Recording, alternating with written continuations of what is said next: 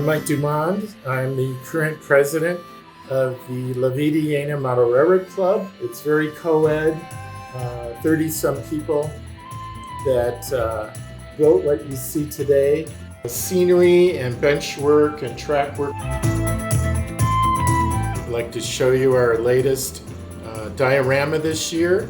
We're entering it in the State Fair.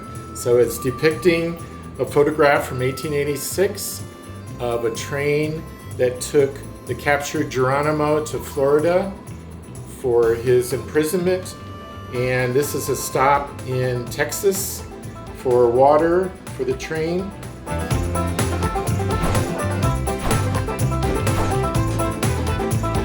It has been modernized with a digital control system so you can run it on your cell phone. Even kids can come in and enjoy the trains by running it themselves. So, welcome.